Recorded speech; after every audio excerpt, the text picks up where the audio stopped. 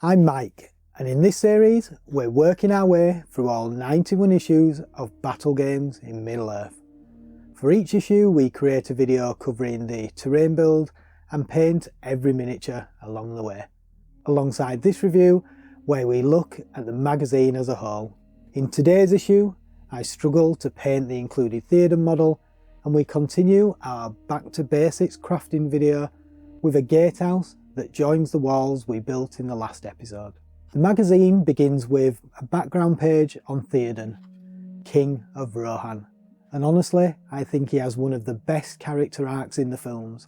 We see him go from a king corrupted, poisoned and controlled by Saruman, to a man desperately defending his people at Helm's Deep, and finally to a hero who rallies his country, rides at the head of the charge and gives his life on the Pelennor fields.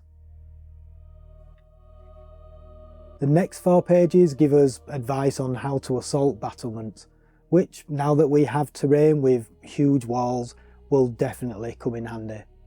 It starts with siege ladders. You need at least 2 warriors to carry a ladder, and they move at half pace. But with 4 or more warriors, the ladder can be carried at full speed. Once the ladder makes contact with a wall, it's raised, but no model can climb it yet. If the ladder is still in place the following turns, warriors can immediately climb up with no climb roll and no movement penalty.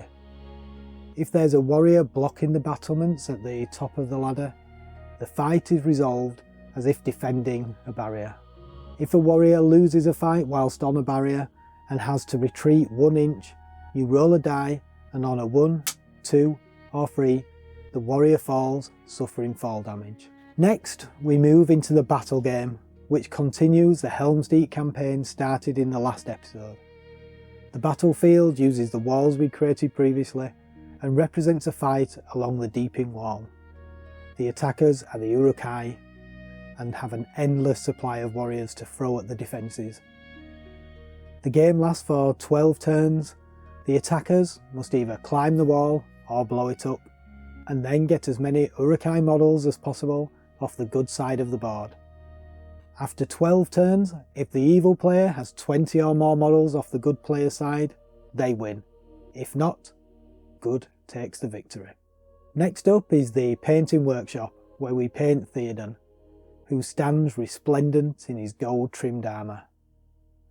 I have a separate video going into detail on how I painted him, along with the difficulties I faced.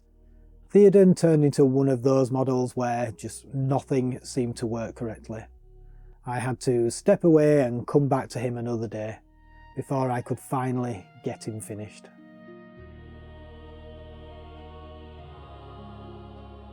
In the modelling workshop, we create a gatehouse using simple tools and materials, mainly cardboard, glue and tissue paper.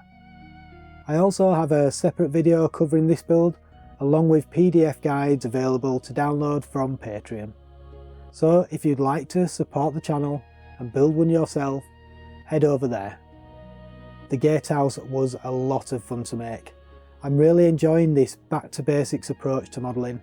It's just genuinely enjoyable and makes the hobby accessible to most people. And once completed, we have a fantastic gatehouse ready to use in our battle games.